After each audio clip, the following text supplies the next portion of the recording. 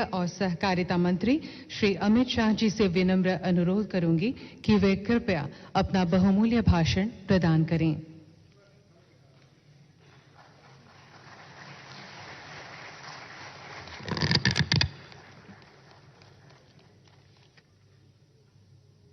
देश के इतिहास के स्वर्णिम पृष्ठ लसित बरफुकन के 400वीं जयंती पर आयोजित असम सरकार द्वारा आयोजित कार्यक्रम में उपस्थित असम के लोकप्रिय मुख्यमंत्री डॉक्टर हेमंत बिस्वा शर्मा जी, भारत सरकार के मंत्री श्री सर्बानंद सोनोवाल जी, स्पीकर असम विधानसभा श्री विश्वजीत दायमारी जी, सेवानिवृत्त मुख्य न्यायाधीश सर्वोच्च अदालत श्री रंजन गोगोई जी, रामेश्वर तेली जी, तपन गोगोई जी, पवन कुमार जी और आज इस सभागार में उपस्थित सभी गणमान्य अतिथिगण, सांसद, विधायक, मंत्रीगण, इतिहास के इतिहासविद और इतिहास के विद्यार्थी, आप सभी को लसित बरफुकन की जयंती की बहुत बहुत बधाई और शुभकामनाएं देता हूं। मित्रों, आज हम इतिहास के ऐसे स्वर्णिम पृष्ठ को लेकर एकत्रित आए हैं। शायद वो व्यक्ति न होता, वो योद्धा न होता, वो शूरवीर न होता, तो आज पूरा पूर्वोत्तर भारत का हिस्सा न होता। उस वक्त उन्होंने की लिए हुए निर्णय, उन्होंने दिखाया हुआ साहस,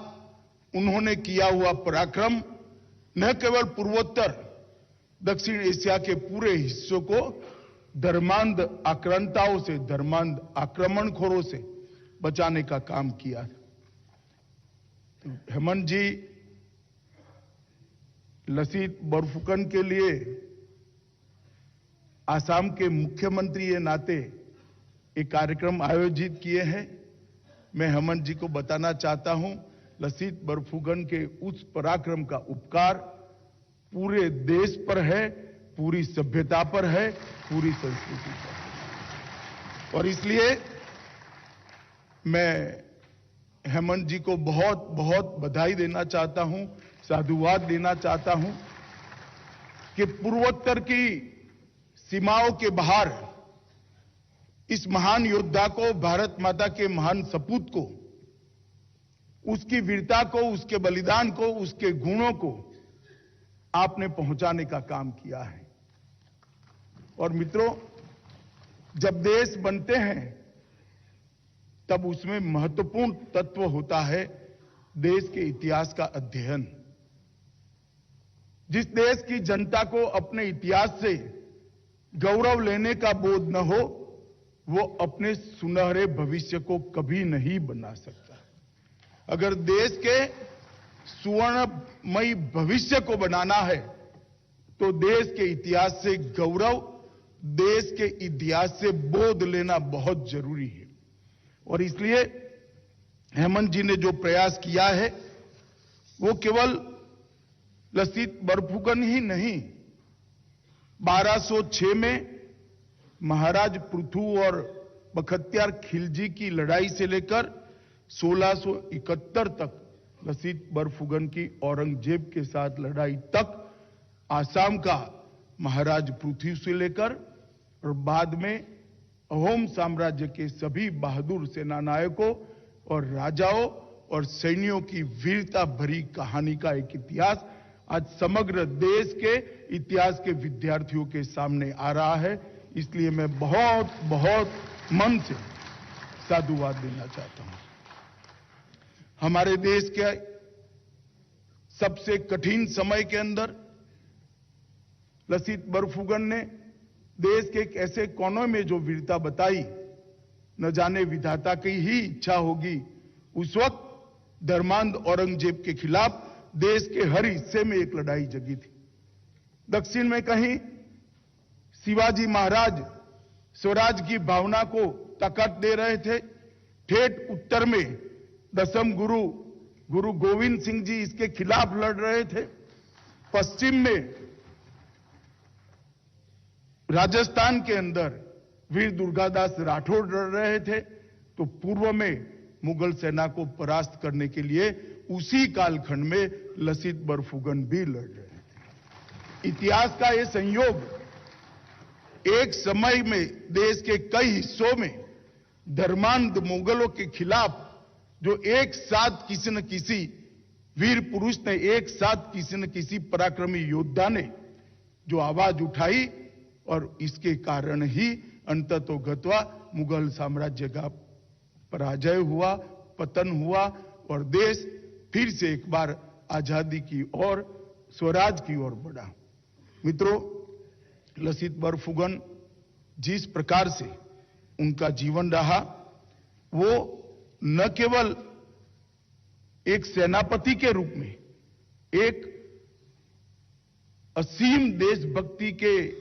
मालिक, ऐसे देशभक्त के रूप में सराय घाट की लड़ाई को आज भी याद किया जाता है और आज भी याद किया जाना चाहिए।